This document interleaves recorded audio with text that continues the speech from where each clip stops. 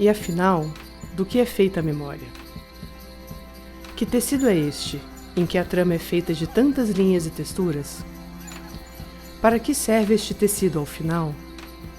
É criação ou parte real? Ou ambos? Quantas faces constituem o tecido da memória? De uma coisa sabemos: ela é individual e coletiva. O que a gente pensa para o Brasil vale para qualquer outra instituição.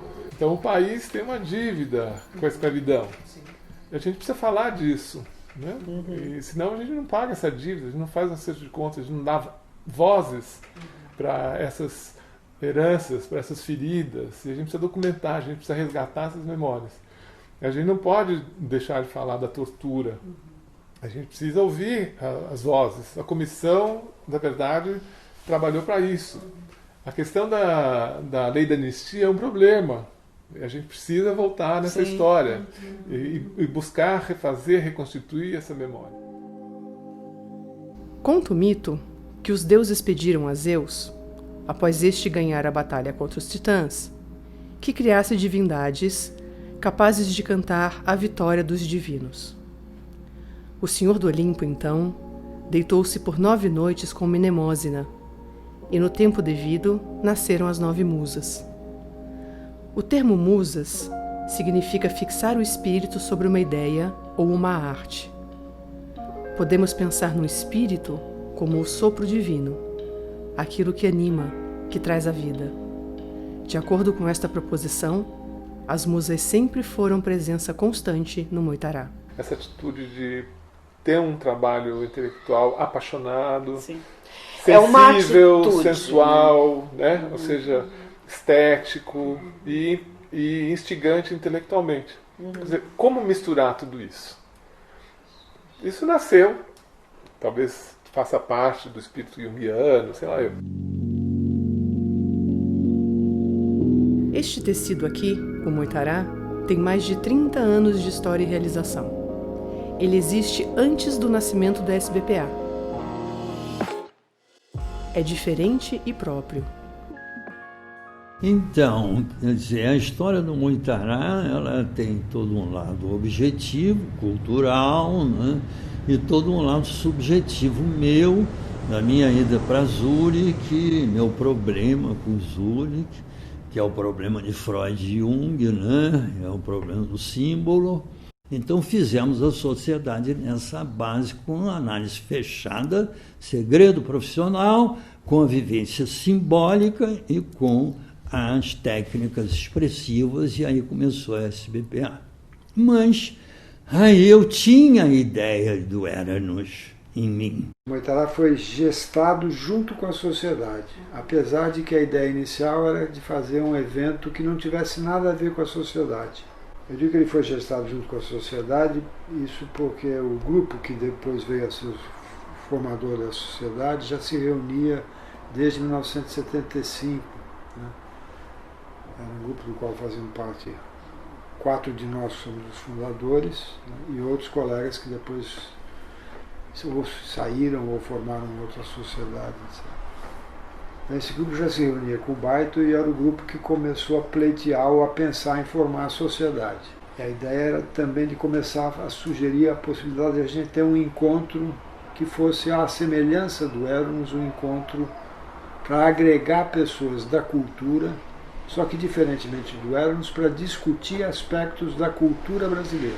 O Baito no Rio e o Dr. Walter Boechat, que era um dos colegas também, e aqui em São Paulo, eu e o Glauco, o Wilson, que formamos esse grupo inicial de pessoas que começou a conversar sobre um evento para discutir essas questões. Também tinha um rapaz do Rio de Janeiro que era fora do meio analítico, que era um geólogo, minerador, era o Eduardo Ponzo, que era uma pessoa muito interessada em arte rupestre. E ele via em tudo, imagens de mandala, então ele começou a estudar com os julianos e a se interessar. E ele foi um dos também articuladores das primeiras, enfim, articuladores do próprio Moitará. O grupo que posteriormente fundou a sociedade já se reunia, né? O grupo que posteriormente veio a ser dos fundadores da SBPA. Mas enquanto esse grupo se reunia antes de fundar a instituição SBPA, se fundou o Moitará. Não sei precisar quanto tempo antes, acredito que aí 2 anos, não sei te dizer. Mas quando a gente fundou a SBPA, passado um tempinho, achamos melhor que o Moitará fosse encampado pela SBPA, porque éramos as mesmas pessoas que tinham que cuidar, né? Então eles ficaram numa só instituição, que é a SBPA, mas não começou assim. Sua identidade está cravada na memória afetiva de todos que o ajudaram a nascer. Muitos de nós vimos já daquela experiência com os Vilas Boas, né? De irmos até o Parque Nacional do Xingu, né?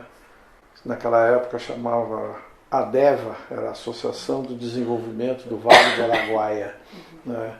E a gente ia para prestar assistência médica, né? Através da Escola Paulista de Medicina. Como estudante. Como estudantes, né? Doutorandos. Não, iam médicos também, né? Prestar assistência médica para os índios e para as populações ribeirinhas ali do Araguaia, né? E realmente foi uma experiência muito significativa e marcante na nossa vida. E traduz um espírito vivo, expressa um modo de reunião e discussão em grupo singular. Tenta ampliar há muito tempo os símbolos da alma brasileira. A importância do Moitará para a psicologia analítica da SBPA e da psicologia analítica brasileira. Ótimo. Que é essa junção com a antropologia, porque é um dado único. Original. Totalmente original. Então, acho que isso é super importante. Agora, o Moitará, propriamente dito, ele começa um pouco antes disso. Ele começa em 78 e ele era, vamos dizer assim, ele tinha a ver com a necessidade de que a psicologia analítica no Brasil ganhasse uma cara brasileira. Parece ser, portanto, pretensioso e majestoso, digno da incumbência que se propõe a fazer. Que é uma atividade que serve muito, tem uma função dentro da SBPA, que é uma função de arejar, né? Uma janela aberta que solta uma brisa criativa, lúdica e ritualística. É uma fórmula que às vezes eu fico me perguntando, poxa, como é que um encontro, uma comemoração, um encontro, como é o Moitará, dura tanto tempo, com o mesmo jeito? Os congressos da Associação Brasileira de Psiquiatria não são iguais, nem da Associação Americana, nem o Congresso Brasileiro, literalmente, não é a mesma coisa. Mas o Moitará não é que é a mesma coisa, mas ele continua com a mesma forma. Com a mesma forma e com a mesma fórmula. Que o Moitará tem um papel, esse papel, né? Eu acho que a psicologia analítica não pode esquecer desse papel que ela tem, social, de resposta, né? Assim, de ajudar a compreender as coisas que estão acontecendo. Eu acho muito, muito, muito importante esse papel da psicologia analítica. E eu acho que o Moitará é um ótimo veículo para fazer isso, né? Porque a gente está ali conversando com outros estudiosos, né? Que podem super acrescentar, eles abrem tanto a nossa mente, né? É uma coisa maravilhosa. E eu acho que isso é um serviço. Então, tem uma coisa importante que eu queria falar. A gente ficou preso, até agora, de vez em quando deu uma saidinha fora, sobre arquétipos, mas de uma certa forma folclórico. Porque é bonitinho, pega bem, é legal você saber o que é candomblé, o que é como são as festas nordestinas, como é a questão dos grafiteiros, dos manos. É uma coisa bacana, ótima, importante, mas a gente tem que ter cuidado de não ter aquela visão do intelectual que fica pensando as coisas dentro do seu próprio gabinete. Primeiro tem que ir. temas importantíssimos, né? Veja o Moitará, né? Quer dizer, né? Que coisa aconteceu e que tema que tomou uma dimensão, um caminho. Isso é outra coisa, assim, porque às vezes toma um caminho que é no paralelismo da cultura.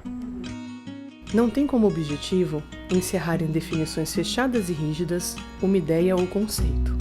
Pelo contrário, a base pela qual o Moitará se sustenta é a troca de saberes. Vocês, do outro lado, me suscitavam reflexões que não me eram colocadas diretamente pela antropologia, porque vinha toda essa perspectiva junguiana, com o inconsciente coletivo, com a questão matriarcal, que é uma leitura própria. Na antropologia, a questão matriarcal e patriarcal tem uma discussão teórica diferente. É outra dimensão. Né? Mas o que significava? Vocês estavam tratando com a questão do sofrimento, da dor, da cura, sofrimento mental e tal. Como é que é resolvido? As pessoas da área da psicanálise tratavam de um jeito, acionavam todo um referencial da psicanálise, enquanto que a Mãe de Santo ela acionava outro. Isso. E hoje na antropologia... Ela atualizava o arquétipo. Exatamente, veja uma coisa, isso é você que está dizendo, né? Ela atualizava o arquétipo. Porque hoje na antropologia pós-moderna, a discussão toda do poder do antropólogo branco que chega nas situações, ele interpreta. Hoje se diz o seguinte: o antropólogo chega para conversar com o xamã indígena, são dois intelectuais conversando. Isso. Então, essa importância dessa interação entre a antropologia e a psicologia analítica foi fundamental para formar uma psicologia analítica brasileira. Isso mesmo. Porque é diferente da psicologia analítica da América Latina, diferente da psicologia analítica que se faz na Europa e nos Estados Unidos. Isso foi um momento muito rico de crescimento. Esse foi um momento rico e foi bem aproveitado, mas não ficou aí. Abriu-se um campo assim, cultural do Brasil, que era o que vocês queriam, quer dizer, a presença, a alma brasileira. Inclusive tem um chamado Alma Brasileira. A Alma Brasileira, que era religiosidade. A religiosidade, o humor, a malandragem. Exatamente. O Malandro Carioca. O Malandro Carioca. O Nelson Rodrigues. Isso. Que foi muito bom sobre o Nelson Rodrigues, onde o Jorge Caldeira, pela primeira vez, falou. Eu sei que essa contribuição da antropologia abriu o campo, porque estava, claro, a questão da religiosidade era um laço muito forte. Mas daí começou, já que a antropologia tinha entrado nesse diálogo com a sociedade e com o Moitará, a gente começou a ampliar o espectro e ver outras formas da cultura brasileira, de uma maneira geral, que podiam, digamos, contribuir com a discussão. E, claro, no Moitará a gente não só... Eu consegui fazer a ponte entre a USP, a universidade e tal, com relação à antropologia. Indicava autores que pensavam... Foi o Cedirano, foi o Martins, eu levei depois, comecei a levar os meus orientantes de doutorado, o Wagner, a Ana Letícia, pessoas que estavam fazendo seus doutorados em etnografias específicas e que conversavam com o tema daquele Moitará. Para mim, assim, não sei se para mim, eu pessoalmente falando, por exemplo, um Moitará que para mim foi muito bom, que eu mudei um pouco até a visão, foi sobre o Moitará sobre a morte, que a gente sempre tem a visão da morte como uma coisa perda, como uma coisa triste, uma coisa até... Tanto é que quando eu ouvi a primeira vez lá a comissão falar, este ano o Moitará vai falar sobre a morte. Nossa, sabe quando você fica, né, entre eu e os meus colegas, nossa, sobre a morte, deve ser uma coisa, né? Aí quando você vem no Moitará e você assiste palestras, aí teve até aquela parte da cabideira, você muda completamente. Então foi um tema, assim, leve. Eu, pelo menos, saí leve, muitas pessoas saíram leve. Porque o Moitará, eu acho que é o lugar que traz, que refresca a sociedade, né? Porque a permeabilidade de poder estar com outras pessoas, com outras visões de mundo, com outras inserções profissionais, né? Eu acho que isso dá um refresco mesmo, no sentido de ar novo, né? No sentido de poder ser permeável, né? Porque as instituições, ao meu ver, sobretudo as instituições psicológicas, elas terminam se blindando de um determinado jeito, né? Que fica uma coisa muito sem porosidade, né? Muito fechada em si mesmo. Então acho que o Moitará faz isso, com esse BPA, né? Ele cria uma porosidade no qual a gente pode amistosamente, carinhosamente receber pessoas das mais variadas profissões, das mais variadas inserções e conviver durante 3 dias. Mas vocês tinham uma perspicácia e uma curiosidade, incrível.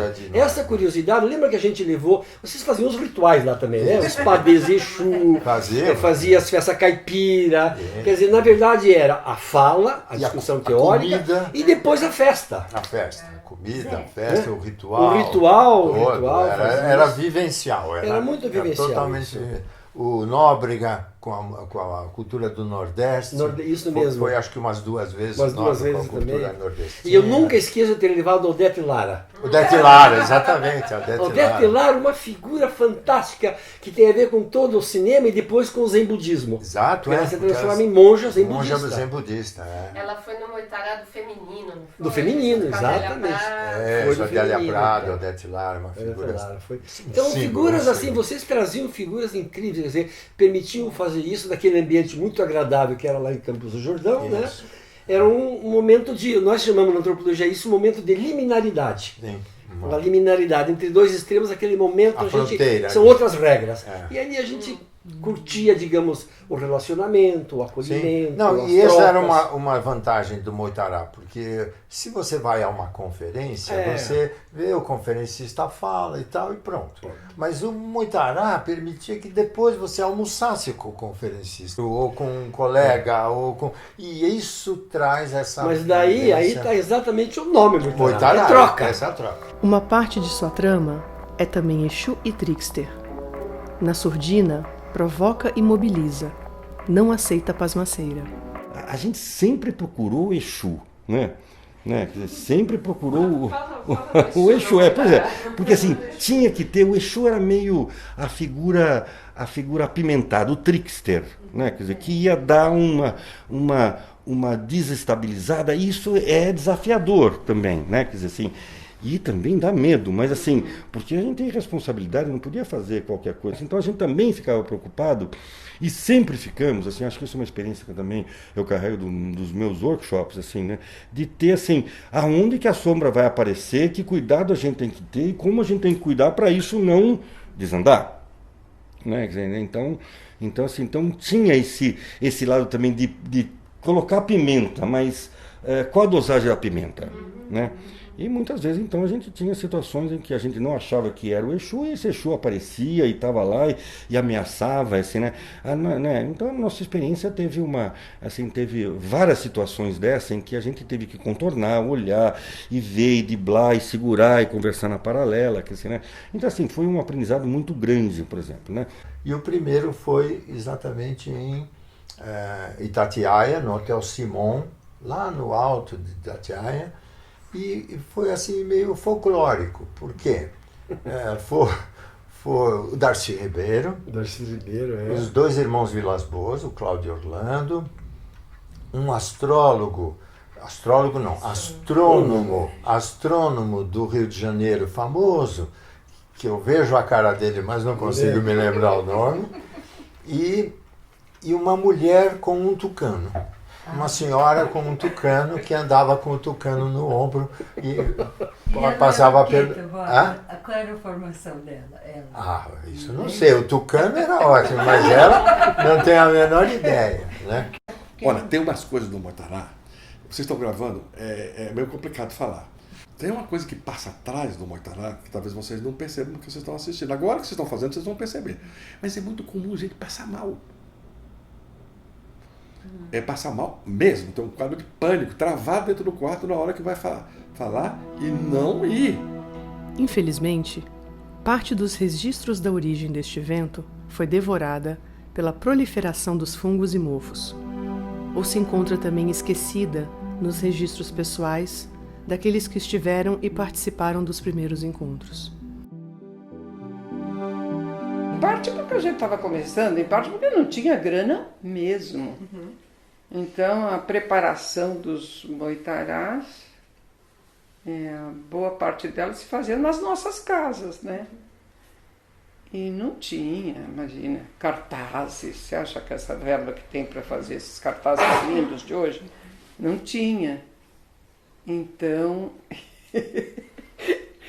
a gente estava se lembrando, Zé Guilherme e nós, de quando foi de Umbanda e Candomblé. Então, Zé Guilherme, né, super estudioso do tema, ele, a gente, a Meire, a gente ia para essas lojas que vendem santo, objetos religiosos e comprávamos, né? Sempre dentro do menos dispendioso possível. E aí lá em casa, na sala lá do nosso apartamento, a gente fazia meio que os cartazes em cartolina. E a Yara, minha filha mais velha, mas ela sempre teve aí um lado voltado para o desenho, Lacaz muito também, né? E então esses cartazes eram feitos na sala lá de casa. Um dos desafios do filme foi organizar as datas, os registros e materiais tão importantes e impactantes, mas que se perderam no rio do esquecimento, no buraco negro das gavetas e dos armários. Muita coisa ficará de fato somente na memória de quem esteve presente. O primeiro livro do Moitará foi esse do Machado de Assis, que nós dois corremos atrás, porque na época eu estava tentando cuidar do acervo do Moitará, e as fitas, que eram fitas VHS, estavam mofando. Já era um problema na época. Já era um problema. Eu fui conversar com um cara do acervo público e ele me falou, olha, a melhor maneira de você ter arquivo de memória, de você ter registro, é livro. Livro ainda é o meio que se mantém a memória, que se mantém o registro, né? Porque essas outras mídias é isso. O VHS e as fitas estavam mofando e foi quando juntamos, nós fomos com a lista de todos os Moitarás, numa editora que foi esse cara, essa editora Alameda Editorial. Foi o cara do acervo, que era um historiador, ele tinha publicado um livro por essa editora, me indicou o pessoal da editora, nós fomos lá. Com a lista de todos os Moitarás. Aí o cara falou... Pra tentar convencer eles, né? Que a gente topa publicar, começando pelo do Machado de Assis. Foi ele que escolheu, não foi escolha nossa. Parece ser uma dica de como conservar a memória é trabalhoso. Exige cultivo e cuidado. Parte da alma da SBPA carece de cuidados? Mas, como você também disse, acho que tem uma coisa que tem de modificar, né? Que é essa dificuldade que a gente tem para retratar e para armazenar, né? E valorizar as lembranças e o patrimônio que a gente cria. Isso é próprio da juventude, né? A juventude não pensa muito na memória, né? Pensa muito mais em viver e fazer as coisas do que na memória. O movimento de guardar a memória é um movimento mais da maturidade, né? Quando a gente está mais velho, a gente começa a ter mais carinho, né? Lembrar, aquele tempo, como é que é, né? Eu acho que a gente precisa documentar o Moitará com mais capacidade técnica, inclusive, né? Porque a gente está num momento da sociedade no qual a tecnologia ela permeia tudo, né? Ela permeia as relações sociais, ela permeia as relações econômicas. Tem um conceitozinho tecnológico que eu gosto muito, que é o de hackear a vida, né? Que é transformar as coisas mais simples, né? Você criar atalhos, é isso que é hackear. Então, eu acho que o Moitará precisa criar atalhos para poder se documentar de uma forma mais efetiva. Uma coisa parece ser unânime. Fazer um Moitará dá muito trabalho, mas é muito prazeroso. Eu acho que assim como um todo, da experiência que eu tenho, acho que assim, a experiência mais gratificante que eu tenho. Você chega exausto. São tantas demandas. Super feliz, mas exausto. A língua é o palmo de língua. Precisa um tempo para recompor. Há muito afeto nesta trama. E a gente se lembrava sempre, a Meire Viva, tudo esse começo do Moitará muito com muita emoção, com muito carinho, que a gente trabalhava mesmo, todos, né? O padrinho, que eu brinco do Moitará, que é o Lacaspa que batizou, né? O Baiton, que foi o grande idealizador, e nós todos, quer dizer, a gente arregaçava as mangas e ia um pouco quem conhece quem, enfim, como toda coisa que começa, né? Mas com muita, eu diria com muita alma, com muito tesão, muita vontade que a coisa desse certo, né? E era uma participação, assim, de não só da gente, mas das famílias, né? Sim. Então, era gostoso ficar lá, convivendo, né? Trocando. Tá aí. Este é um elemento importante, o afeto.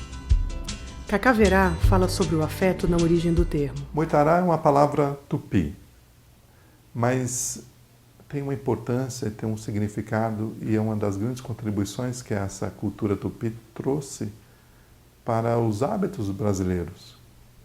Porque a palavra moitará vem da mesma etimologia da palavra mutirão. Mutirão vocês conhecem. E a palavra mutirão vem da mesma raiz etimológica da palavra puxirum, mutirum, né? E então, moitará, mutirão, puxirum, puxirão, todas essas derivados vêm de uma prática comum na tradição tupi que influenciou outros povos, que é a prática das ações cooperativas entre grupos, pessoas e famílias. Aliás, o termo surge a partir da necessidade em se encontrar um conceito que reunisse as concepções do partilhar generoso de saberes. Lacaz foi quem batizou a criança. O nome Moitará e a sugestão dos primeiros temas partiu de mim, né? Isso porque eu estava envolvido na época, era o meu objeto de interesse particular, e eu fazia parte ainda do programa da Escola Paulista, que era um programa de assistência a populações indígenas. E quando eu resolvi fazer isso, o grupo veio, né, porque eu queria Rio e São Paulo. Então, no Rio, tínhamos o Eduardo Ponço, que era um minerador. E ele encontrou mandalas em espiral lá no interior da Amazônia. Então, ele começou a estudar Jung, ficou fascinado. E era absolutamente ligado ao Jung. Walter Boechat tinha voltado, também ele se interessava por isso. E aqui, Ulson e Lacaz. E o Lacaz disse, olha, para a gente fazer isso é muito bom o nome Moitará, porque o nome Moitará é um encontro das culturas do Xingu. E eu digo, maravilha, perfeito. Acharam um nome que era o Moitará. E o Moitará é um ritual, ele é um ritual não é um ritual de grande importância, tá? Então, assim, não dá nem para comparar do grande fenômeno que é o Quarupi, por exemplo, que mexe várias dinâmicas, a dinâmica cósmica da morte, da finalização do luto, da entrega das sementes, da saída da reclusão. É um fenômeno antropológico total, assim, né, total. O Moitará não. O Moitará é um evento menor.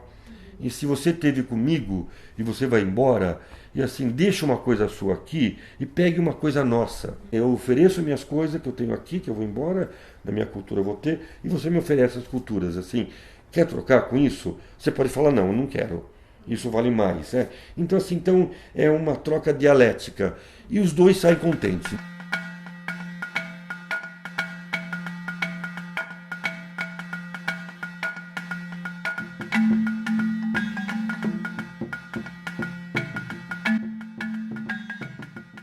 Tem a gente, Nairo e eu, uma casa em Campos com um pessoal meio perto da onde o Moitará é até hoje. E esse hotel Orotur estava em reforma.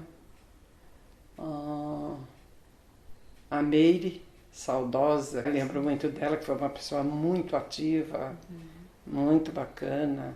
Que pena que ela não está entre nós para poder ser entrevistada. Ela era muito entusiasmada e um dia ela estava em Campos de Jordão e fomos nós três, Nairo, ela e eu, visitar esse hotel que estava em reforma.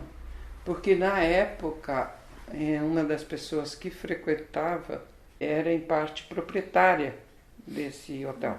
Quer dizer, o grupo deles tinha comprado esse hotel e estavam reformando.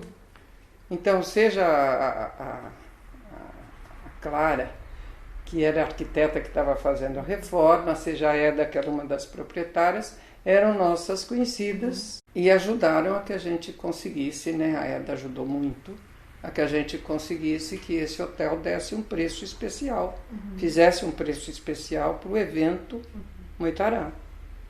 E a gente ficou muito feliz, porque foi logo que a reforma não estava nem inteiramente concluída quando a gente foi, mas o hotel ficou lindíssimo. Na época era uma decoração muito bonita e tudo. Enfim, passou a ser muito mais prático. Eu nunca pensei em outro lugar como Moitará. Quer dizer, uma vez alguém falou alguma coisa e tal, mas ninguém foi atrás mesmo, procurou. Eu acho que é porque lá enfim, tem uma tradição, tem uma história. Parece que o primeiro não foi lá, né? Assim, não, foi, não. Mas já estão tantos anos lá, né?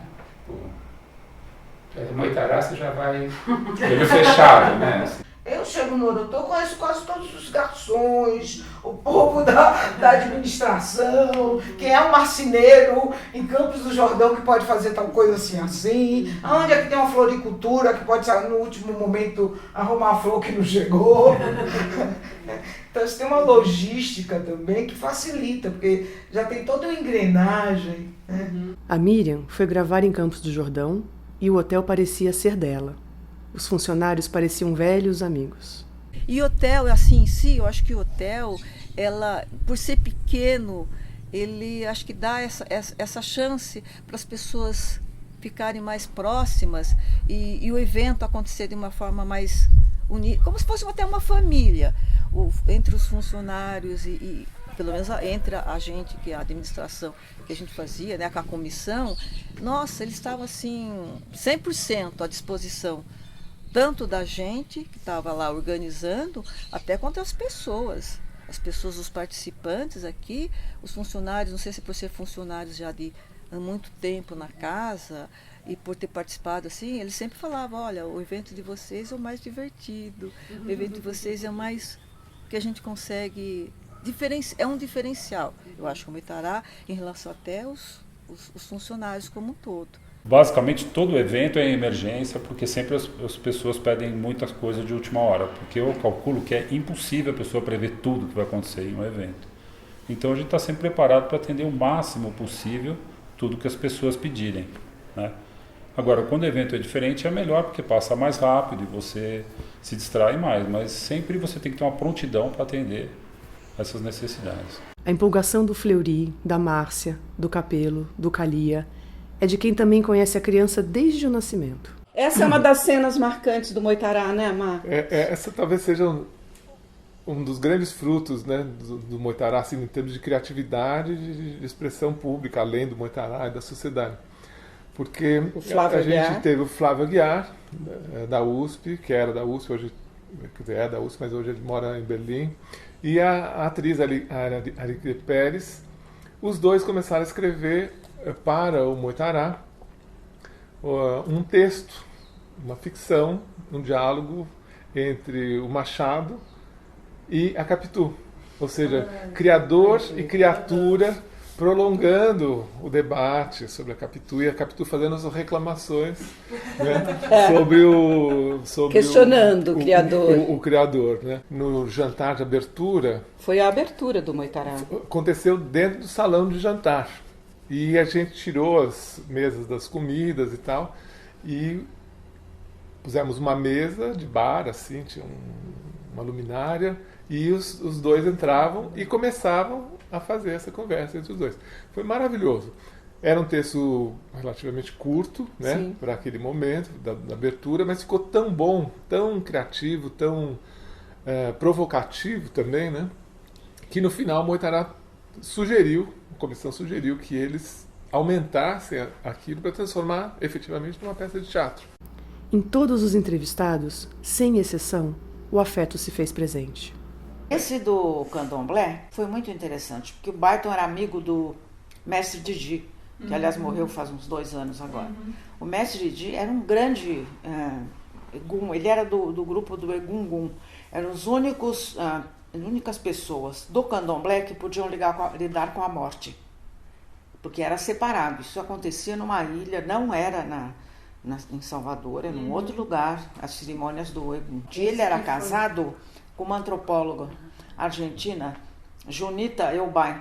E ela escreveu um livro muito interessante sobre o candomblé, e eles estavam nesse moitará, que foi lindíssimo. O do Machado de Assis foi em 2001.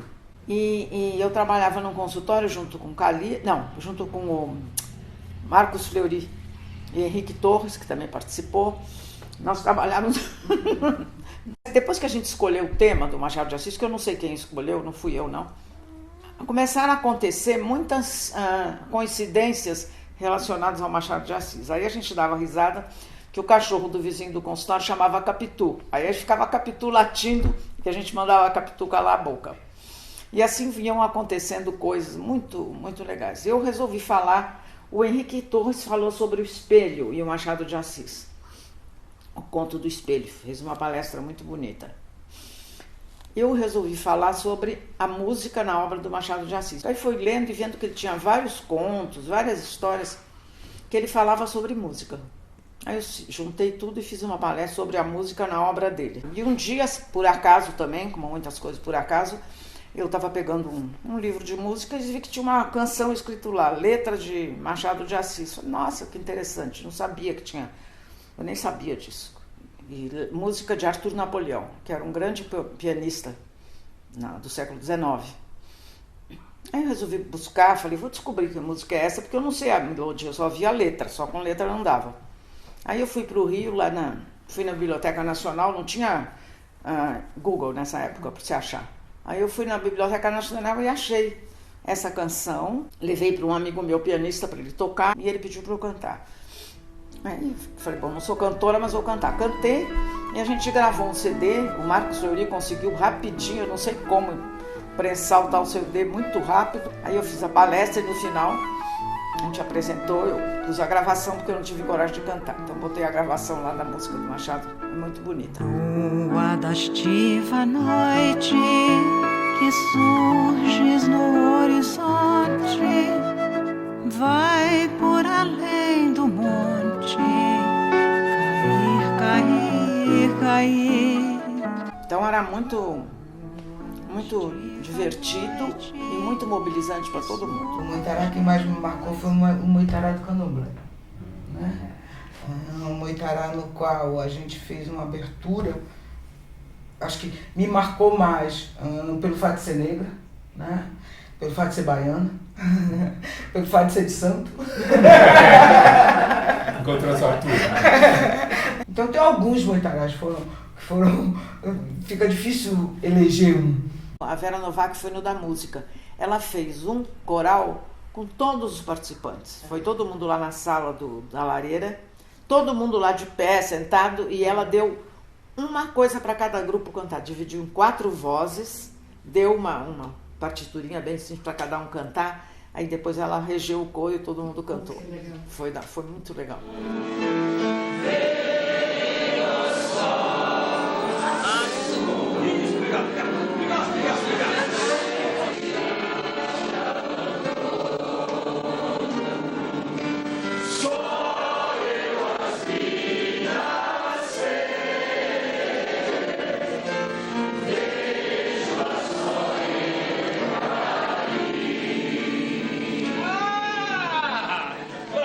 Tem uma palestra que eu tive a honra, o agradecimento de ficar no meio da Iraci e da Adélia Prado, que teria que assistir isso, foi emocionante, as pessoas ficaram meio... Então é muita honra que eu apresento vocês, né, Adélia Prado, é a primeira conferência, né, com a Adélia Prado, então, né, que seja bem-vindo aqui no nosso espaço. Eu estou tão ansiosa, eu trouxe 2 pedras que eu estou rolando desde amanhã na mão.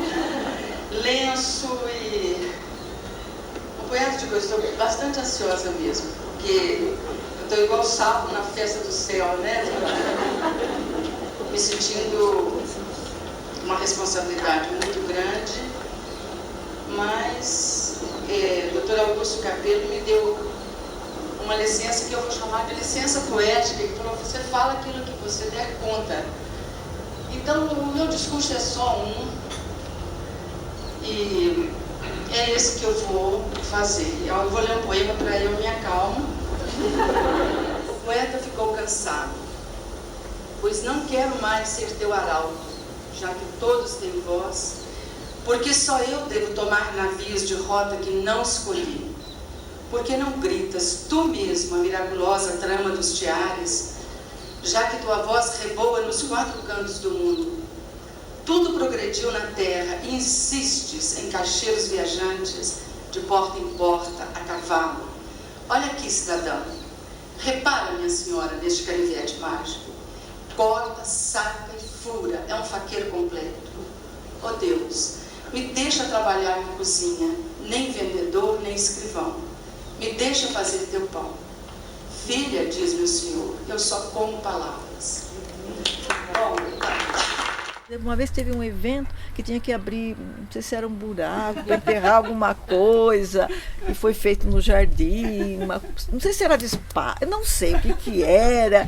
Aí também tinha aquela assim, tinha alguma outra coisa também que era, não sei se era com tocha, do pessoal tinha que, sabe, rodar aqui hotel e umas coisas assim, né? O desafio se coloca.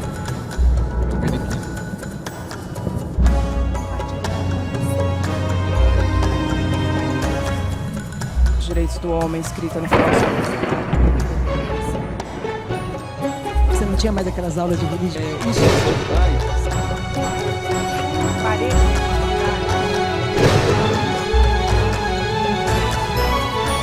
E para mim,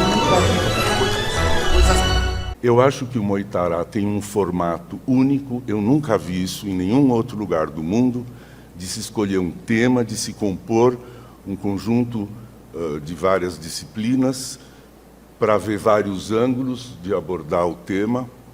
Eu acho que isso funciona, tanto que tem mais de 30 anos, é uma criação da SBPA. Tecer tem a ver com texto, né? É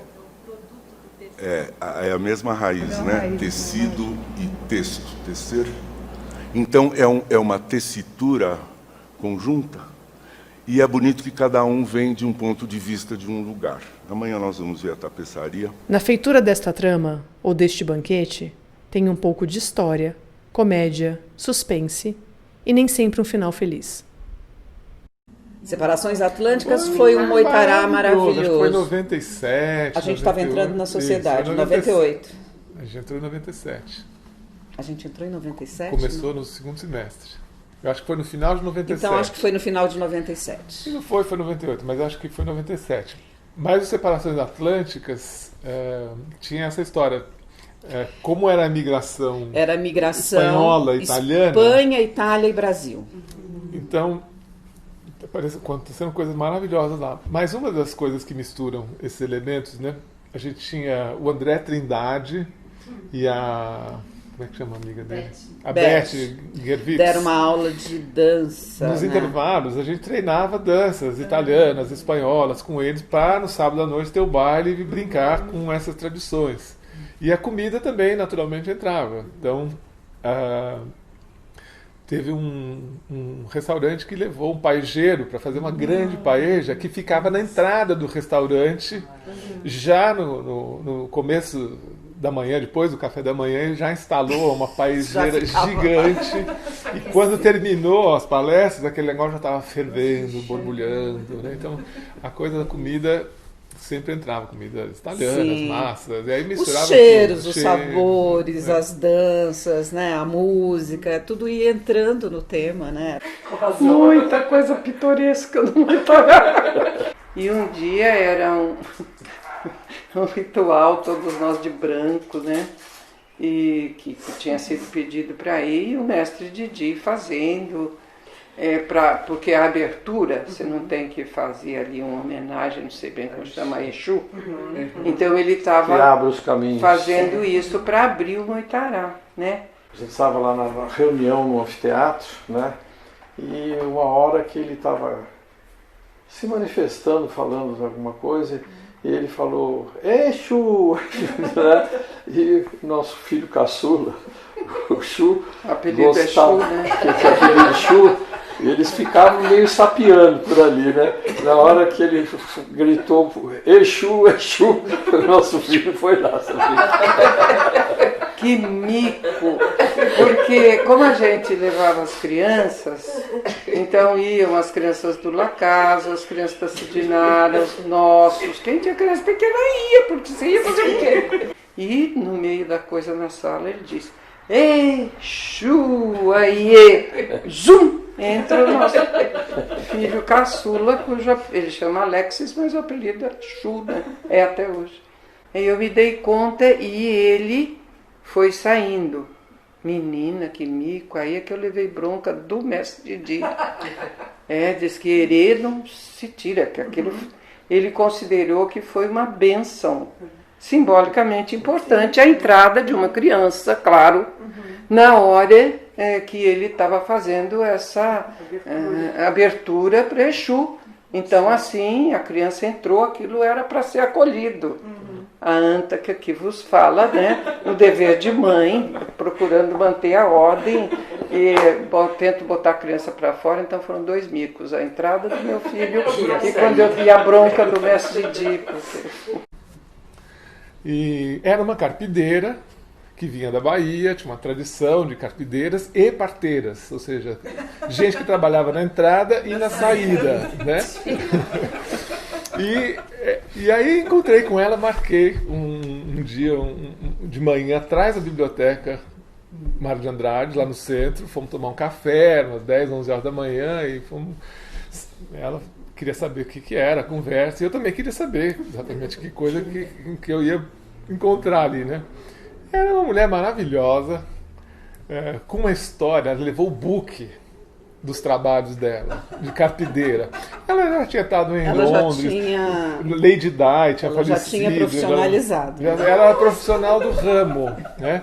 Em São Paulo. E acho que ela trabalhava na Telefônica. Meio atriz, meio carpideira. Virou um evento, né? Então ela trabalhava em várias frentes. Isso que era uma novidade também que a gente mostrou através do trabalho dela. Por quê? Porque ela, entre outras coisas, ela levava pessoas ao cemitério, porque muitas pessoas não têm coragem de entrar sozinhas no cemitério, não podem limpar o túmulo, têm medo, coisas assim. E ela era contratada para acompanhar, às vezes para falar com as crianças que tinham perdido um parente. O que ela fazia? Ela se paramentava com uma roupa preta, aquele, como é que chama? Aquele chalezinho, não? Aquela coisinha transparente, roxa, um véu assim. E ela ia procurar o fulano, o namorado chato, que não dava folga para a menina, e falava, morreu, acabou. E ela ia com um caixãozinho embaixo do braço. Uma atriz, né? E a gente montou uma cena, a cena que eu combinei com ela era a seguinte, a mesa estava lá funcionando, ninguém sabia de nada, só combinei com ela essa história. Ela ia entrar no salão, e o salão era ali, o salão antigo, pequeno, no corredor que vem do lado ali do restaurante. Ela abria a porta, toda de preto, véu roxo, com o caixãozinho embaixo do braço, e entrava fazendo uma cena. Ele morreu.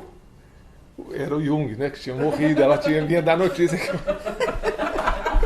Então ela entrava no meio da conversa e fazia uma cena maravilhosa, ela era uma atriz mesmo. Mas o negócio da morte, eu lembrei dos funcionários que participaram como garçom. O pessoal do hotel, apesar de toda a disposição para fazer aquilo... O da morte pegou. O tema da morte, toda a encenação de temas sobre a morte, os funcionários do hotel ficaram bastante incomodados. Mas o da morte teve uma questão, que eu acho, assim, pelo menos na minha opinião, na época, que aí foi falha nossa da comissão. A gente chegou a se reunir depois com José de Souza Martins, e ele também pensava da mesma forma, pelo menos que eu. Porque...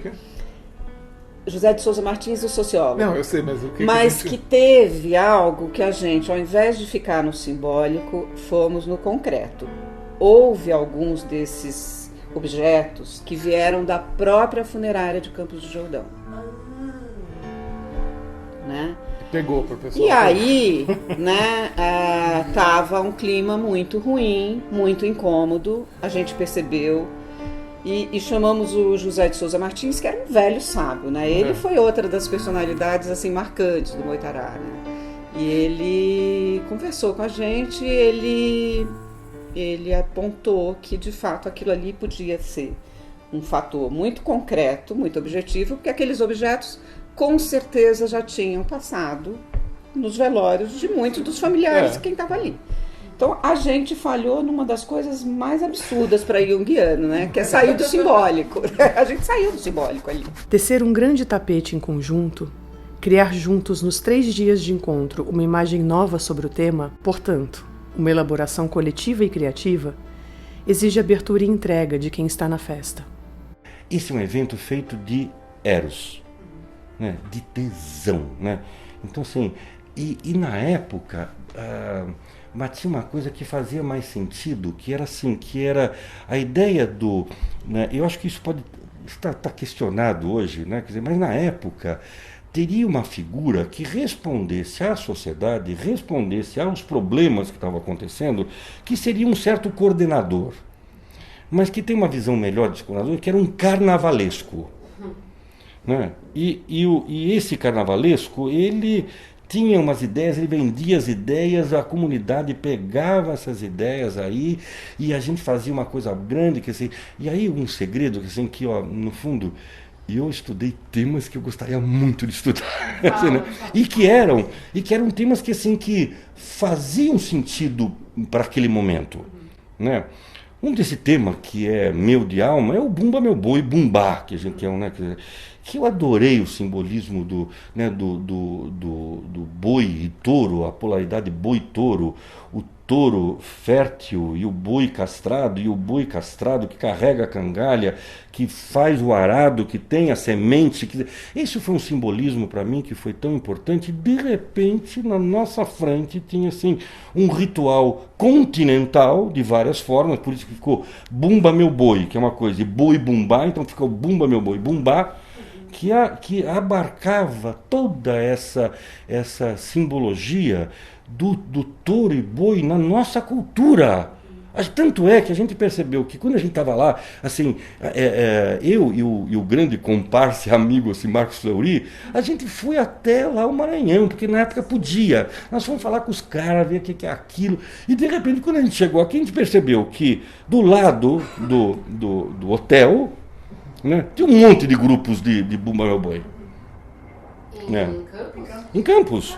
Um cara de Moetá, então tem um monte de grupo, né? A gente foi lá buscar assim, e deu essa dimensão continental desse símbolo do Brasil. Quer dizer, né? Porra, nós estamos numa coisa do boi, né? E essa questão do boi, assim, se a gente chegar lá em Roma, se o mundo não fosse cristão, seria mitraico, que era o sacrifício do touro e do boi, que, assim, né, que é o grande símbolo que o homem se identifica com o boi. Cada Moitará pegou todos esses símbolos do inconsciente coletivo brasileiro, foram todos vivenciados muito bem durante os Moitarás. Quem participou aproveitou muito, aprendeu muito. Não só aprendeu com as palestras, como pôde vivenciar e sentir isso. Né? Então, o pessoal sonhava com as coisas. Quando no primeiro dia, durante a noite, o pessoal tinha sonhos com os temas, acordava, contava os sonhos. Era muito legal. Eu queria agradecer, fazer um agradecimento a todos vocês que se sacrificaram, perdendo, fim de semana. O banquete é realizado quando cada participante traz de casa a sua melhor receita e compartilha com a mesa.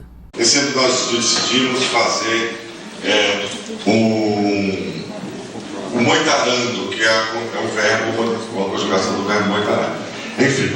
Moitarando é tipo o lance do Moitará, né? Eu sempre achei isso, Como fazer um moitarando mais criativo? né? Mais mobilizador, que fizesse as pessoas e ficarem. que a gente conseguisse se misturar, né, para finalizar tudo. A gente diminuiu a carga de palestras no domingo para tentar deixar as pessoas mais tempo lá. Mas eu fiquei pensando que talvez seja muito difícil essa mobilização. A gente quer uma mobilização de inconsciente, né? Isso que a gente quer. E talvez seja muito heróico querer uma coisa dessas com tanta gente. Né? Mas que seria um tesão, seria, né? A gente conseguisse algo mais psicológico. Entendam vocês que a gente não quer fazer uma reunião clínica médica. Não é a pretensão. Agora, é isso. Qual que é a medida de você jogar, entendeu? Né? A medida do sal. Então, assim, também tem uma ideia do Moitará como algo alquímico que a gente tinha que fazer e que teria que ter um coaguláceo. Que eu nem sei, hoje eu já posso questionar um pouco como é que esse coagulácio, porque uma das questões, né, que eu estou vendo, assim, que há 5 meranos tinha 8 dias para você digerir as coisas, assim, né? Hoje em dia a gente acaba te moitarando que é uma mistura, quer dizer, você não consegue discutir o tema direito, né, assim, né? E de repente fica um que fala mal do outro, não sei o que lá, então fica assim, né? Então a gente tem um problema com moitarando, isso a gente tem um problema, não conseguimos resolver, eu acho que o tempo é curto, assim, tem muita coisa mexida e, né, assim, é difícil, né, digerir. Isso facilita um pouco a sombra, alguém ser possuidor da sombra e sem ter a possibilidade de uma discussão ou pensar isso aí, né? Nem sempre sai a contento. Indigestão, gastrite, mal-estar. Em todo evento grande que tem muita luz, vai aparecer a sombra se aparecer. O perigo de quem organizar o Moitará é que para que essa sombra não quebre o evento, porque às vezes a sombra vem com tamanha força que quebra um evento. Então também tem um cuidado para que a sombra, né, quer dizer, não constele de uma maneira, né, destrutiva, que pode acontecer num evento grande, com muita expectativa, né? O Moitará é o evento social da sociedade. E sendo o grande evento social da sociedade, é uma grande festa, é um grande encontro. E um grande encontro, assim, tem excessos e tem, assim, né, e tem excitações, assim, e tem expectativas e tem coisas reprimidas que aparecem no único evento social separado, né, da sociedade. Gostou de... Gostou? Tava bom, né? Legal, né? Um pouquinho, deu pra chamar a floresta aí também. Super legal. Bárbaro. Muito gostoso. Muito conviável. Legal. As minhas impressões foram as melhores possíveis. Eu acho que vai ser um sucesso ser um Moitará que nós organizamos. Que maravilha poder entrar nessa água. Muito bom. Muito bom. Legal. Super tabuada. Uma grande satisfação que estou aqui no Moitará sobre as lendas dos povos da floresta. Meus parabéns à comissão organizadora. Essa é a minha atenção no Moitará. Traz os símbolos da cultura brasileira, sim, luz e sombra. Quer dizer, o quadro defensivo, o quadro criativo.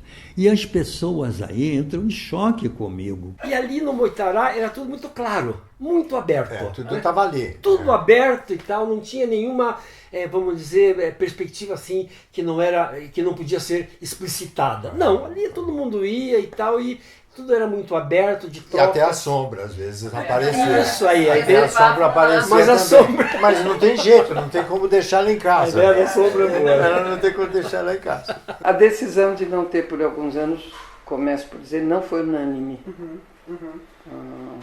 Eu não gostaria que tivesse sido interrompido.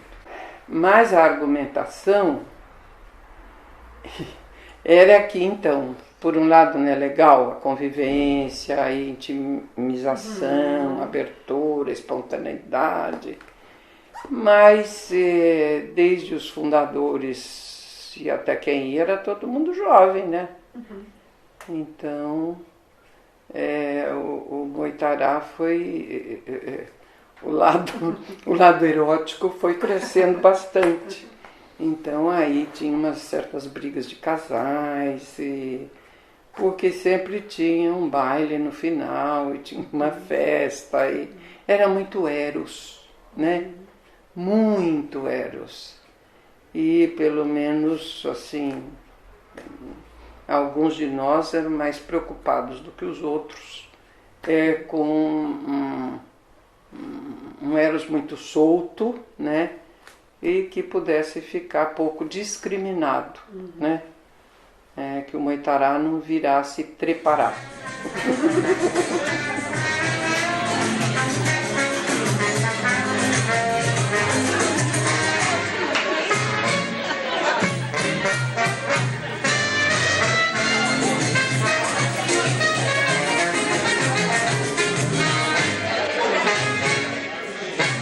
Mas também repetir o prato, raspar e lamber as bordas é comum de Moitará. Moitará é o encontro junguiano por excelência, porque é a união entre os opostos. É apolíneo e dionisíaco. Ou deveria ser.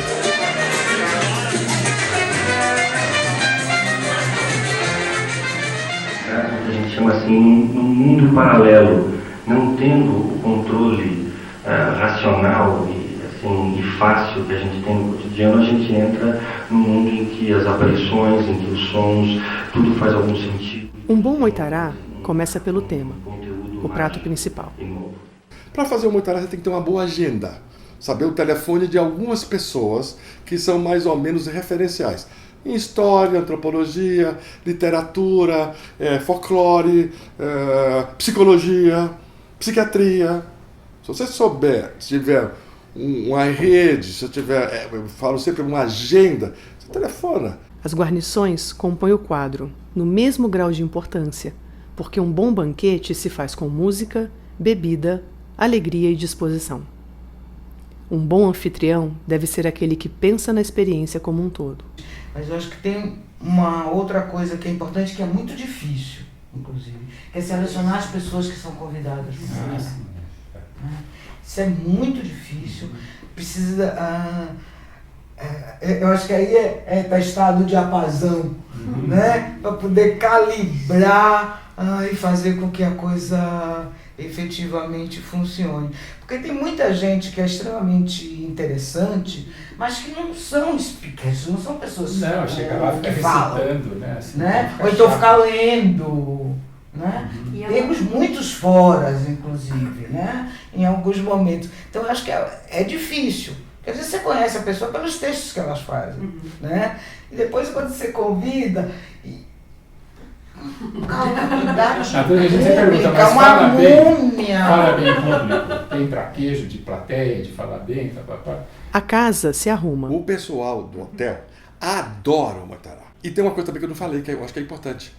Eu tenho um hábito de ir no Moitará 2 vezes antes de começar o Moitará. Eu vou até Campos do Jordão.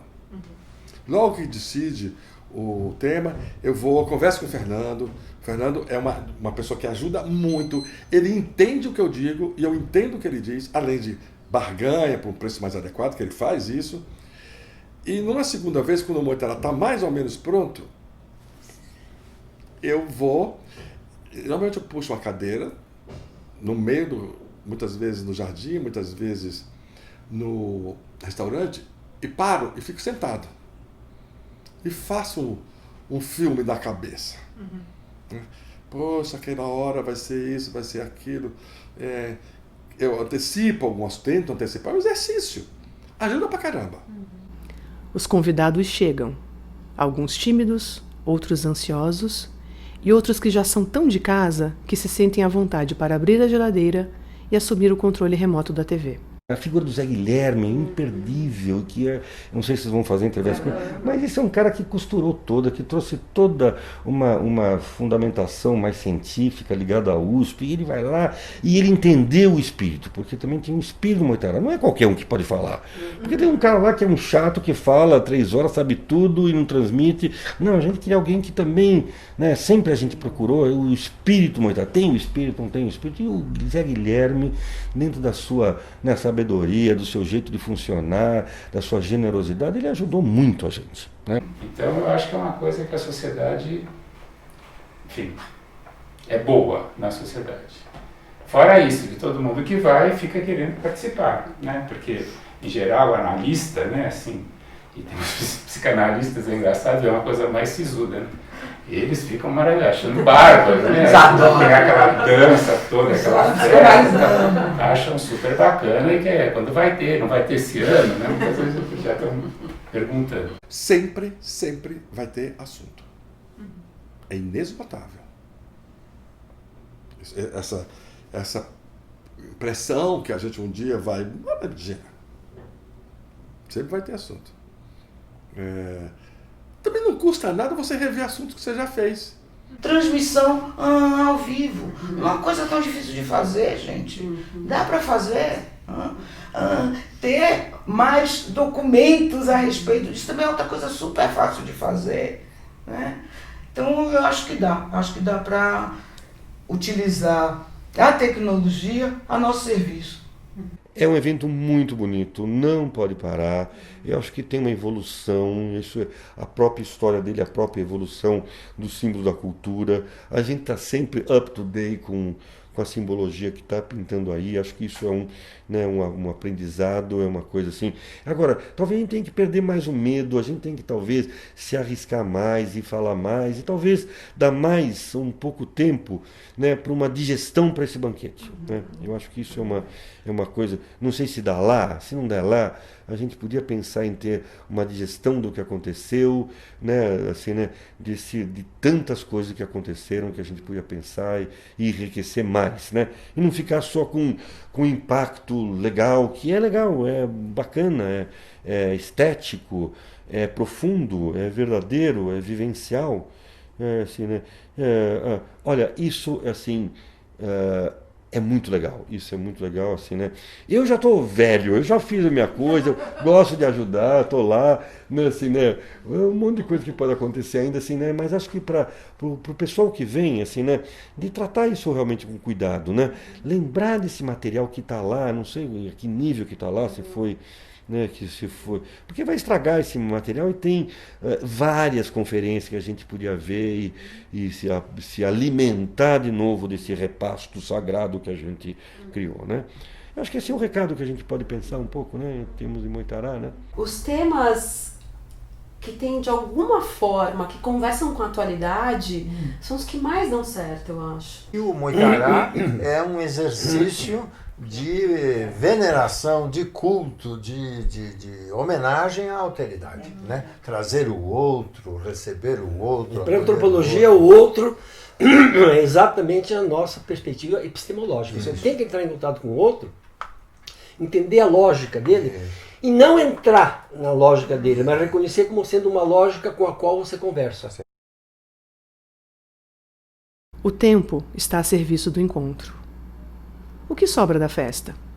Às vezes saudades, às vezes só indigestão mesmo. Mas na maioria das vezes, sobra afeto e memória. Logo adiante, alguém pergunta: e o próximo Moitará?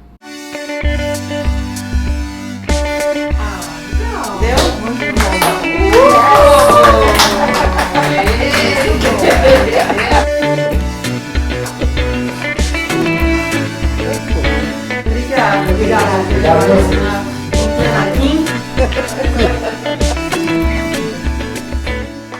Bom, meninos e meninas, gostaram da nossa tertúlia? Não, esse tipo de entrevista vai dar um trabalho desgraçado. Vai editar. Vai editar porque a gente dá vontade de A gente fala pra caramba. Deixa eu pegar, vou pegar as fotos. Tá bom. Juro, bom, e se eu soubesse eu não falaria, mas assim... Fica tranquilo, não vai. Eu tenho fantasias a respeito disso. Mas eu não sei se a gente pode gravar. Isso precisa cortar. Eu vou falar, eu sou cara de pau. Eu acho que o Moitará tem que ter cuidado para falar o que eu vou falar. 48 minutos. Quieto, você pode tirar. Vai ficar só 10. Isso. 10? São 5. 10. 5, Matheus, pode ser. E ao som dos atabalhos, e aí e Dionísio por um lado, Exu por outro. Aí a coisa às vezes é complicada. Então é isso, estamos gravando. Estamos? Uau. Boa noite. Boa noite. Vai. Eu, pessoalmente, quero mostrar isso já é uma questão pessoal, da felicidade de contar com o Byton aqui. O Byton teve um compromisso familiar, não poderia estar aqui, fez um esforço para estar aqui. O Byton é o idealizador do Moitará e ele, isso daqui, não só abrilhanta, mas mostra catalisa toda esse encontro da gente, essa energia que a gente tem. Eu acho que o Moitará sem o Byton fica devendo sempre, até pela paternidade que ele tem sobre